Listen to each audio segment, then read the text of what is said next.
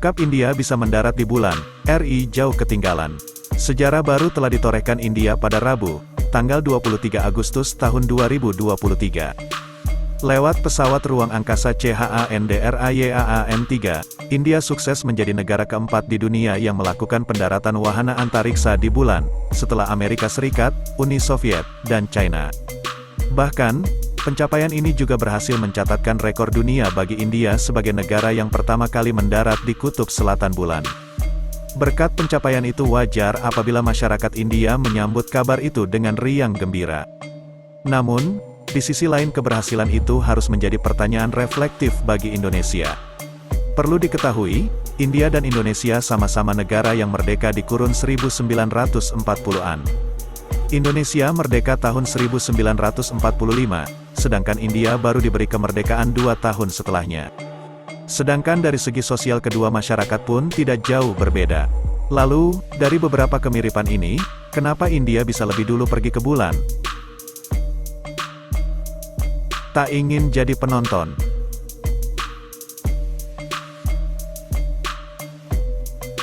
Sejak merdeka, awalnya India sama sekali tidak memikirkan program luar angkasa sebagai proyek nasional. Dibanding program itu, Perdana Menteri ke-1 India, Jawaharlal Nehru, malah lebih ingin memulai proyek nuklir. Sebab, ketika itu nuklir menjadi teknologi primadona di sektor pertahanan dan energi terbarukan. Namun, karena banyak keterbatasan pengembangan nuklir tidak bisa langsung terwujud dan baru bisa dimulai tahun 1954. Ketertarikan terhadap proyek luar angkasa justru baru muncul ketika memasuki dekade 1960-an. Dalam riset BR Guru Prasad dalam Understanding India's International Space Corporation Endeavour, 2018, tertulis ketertarikan itu disebabkan oleh situasi perang dingin antara AS melawan Soviet. Kedua negara yang bersaing di program luar angkasa membuat India ingin juga ikut andil di program tersebut. Pikir petinggi India, negara harus bisa mengambil peran ketimbang menjadi penonton. Apalagi sudah banyak para ilmuwan India yang berkontribusi pada pengembangan dunia luar angkasa, seperti Vikram Sarabhai, Vasan Gowarikar, Suresh Gupta, dan sebagainya. PM Nehru pun setuju atas gagasan ini karena sesuai dengan pemikirannya yang ingin India berkembang di bawah panji ilmu pengetahuan. Dari sinilah, tulis BR Guru Prasad, awal mula program luar angkasa India terbentuk. Ambisi besar. Awal perjalanan India di sektor luar angkasa terwujud saat mendirikan India National Committee on Space Research, INCOSPAR, pada Februari tahun 1962 yang berada di bawah Department of Atomic Energy.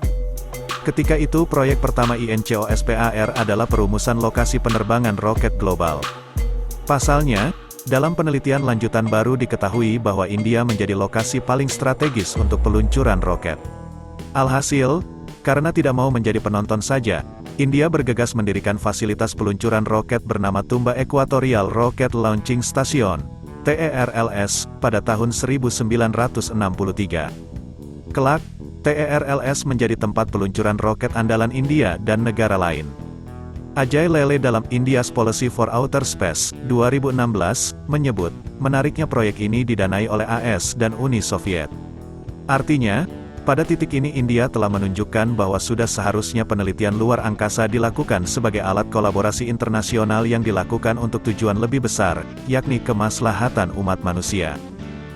Lebih lanjut, Ajay juga menjelaskan sikap India di proyek tersebut menunjukkan sikap politik dua kaki India. Sebab, jika hanya menerima dana dari satu negara saja, sebut misalkan AS, maka dikhawatirkan India akan ikut dalam persaingan global dan permasalahan akan semakin rumit.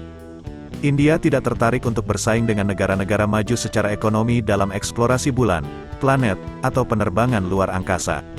Namun, India sangat tertarik menggunakan teknologi tersebut untuk membantu menyelesaikan masalah nyata manusia dan masyarakat.